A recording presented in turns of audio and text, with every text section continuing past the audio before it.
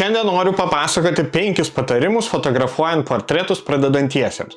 Šie patarimai tiks fotografuojant ir telefonu, ir kamerą. Okay? Tai važiuojam. Pirmas patarimas – fokusas visada į akį. Tai fotografuojant portretus, ypač iš arti, kai matosi tik veidas, labai svarbu modelio akis, nes fotografuojant atvirom diafragmom viskas liejasi ir jeigu akis ne fokuse, labai keistai atrodo portretas, kai žandas ryškus, o akis pasiliejusios. Jeigu fotografuojate telefonu, tai bent jau pasistengkite su pirštu paliesti ekraną ties veidu, kad fokusas papultų ant veido. Taip turėsite normalius, gražius, fainus portretus ir visada jums jie pavyks. Antras patarimas – aštri šviesa. Nenaudokite aštrios šviesos. Tai yra tiesioginiuose saulės spinduliuose ir taip toliau, kad šešėlis kristų per veidą arba akis pajuoduotų, nes šviesa krenta iš viršaus ir čia akis matosi tamsoj arba nosis kažkokie šešėliai krenta. Tai pasistengkite fotografuoti šešėlyje arba per apsiniaukusią dieną. Taip jūsų nuotraukos bus švelnios, gražios ir neturės tokių aštrių, ryškių tokių šešėlių, kurie trikdys šiek tiek susikoncentruoti dėmesį į tą patį veidą. Okay? Tai visa tai galioja ir telefonu, ir kur čia tas fotoaparatu. Okay. Tai pabandykit pasižiūrėti, jeigu išeina, jeigu saulėta diena, tiesiog pabandykit fotografuoti kažkur tais pavėsyje. Jums tikrai pavyks. Ir aišku, geriausia būtų, kad šviesa kristų ant veido, kad ir pavėsyje mes vis tiek turime iš kažkur labiau krentančią šviesą ir tai padarys jūsų portretus dar gražesnius. Sekantis patarimas – naudoti tinkamą objektyvą.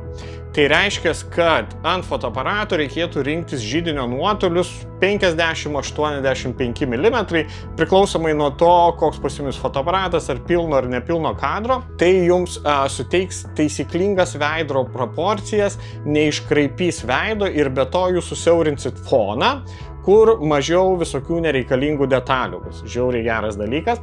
Jeigu fotografuojate telefonu, tai pereikite į portreto režimą ir jums tas vaizdas iš karto priartės, ten kar2, kar3 kamera. Viskas priklauso nuo jūsų telefono, kokią jūs kamerą turit, bet jeigu tiesiog paprašai, paspaudžiat portret, jums priartėja vaizdas, dar truputį liejasi fonas ir turime va taip gražesnį, fainesnį, mielesnį, romantiškesnį foną. Okay, tai kad grįžtam prie fono, ketvirtas patarimas. Stenkitės, kad fonas būtų neutralus. Arba jeigu ten visko yra, tai pakankamai tvarkingas. Kaip pas mane. Nėra per daug nieko, pakankamai tvarkingas, viskas tiesu, ramu, turim šiokį tokį portretą, turime gėlytę ir va taip gražiai savo sėdim ir fotografuojam. Taip pat mane filmuoja 50 mm objektyvas, kuris leidžia tą foną susiaurinti ir mano vaizdas, toks neblogas, visai taip gražiai gaunasi, proporcijos tokios geros. Okay, tai pabandykite prisiminti. Švarus fonas, gali būti jis neutralus, tuščias, arba jisai, kad būtų tvarkingas, kad nebūtų gatvė, automobiliai, stulpai ir ten pastatai ir ten visko yra ir neina pamatyti iš tikrųjų to žmogaus, kurį jūs bandote fotografuoti. Tai fono liejimas mums tikrai tai padeda šiek tiek neutralizuoti tą foną. Tai galima padaryti pasirinkus taisyklingą objektyvą arba perėjus į portreto režimą, kuris šiek tiek viską palieja. Okay, ir dabar dėl diafragmos šitas patarimas daugiau skirtas fotografuojantiems fotoaparatu. Nefotografuokite super duper atvirom diafragmom. Jeigu jūsų objektyvas yra 1.8 arba 1.4 diafragma, tai portretus fotografuokite pavyzdžiui 2.5 pasirinkdami. Pakankamai užtektinai lies foną, labai daug, bet jūs daugiau turėsite veidą. Tai reiškia, jeigu fokusuojat į akį, nebus taip, kad nosis liejasi arba jau žandas pradeda lietis. Fotografuojant su 2.5, 2.8, viskas bus lygiai taip pat, viskas liesis, bet jūs turėsite daugiau aštrių detalių ant veido.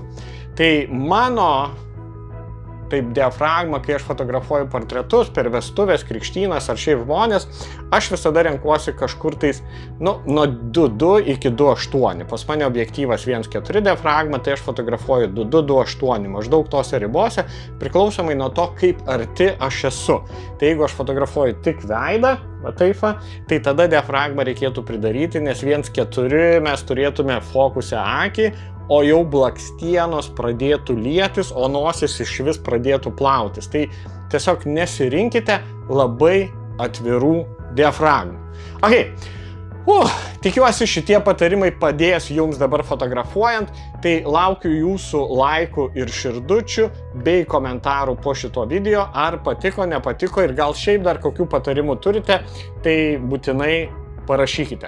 O visus tuos, kurie dabar žengia pirmuosius žingsnius į fotografiją ir domisi portretu, tai kviečiu į mokymus portreto fotografijos paslaptis, kurie vyksta Kaune, Vilniuje ir Klaipėdoje, susitikimus gyvai, kur mes viską išbandysime ir turėsime tobulus, nuostabius, žiauriai fainus portretus. Ačiū tada ir iki kito karto. Nepamirštam laiką. Gerai? Iki.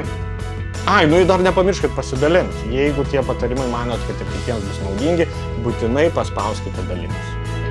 Gerai? Einam fotografuoti portretų.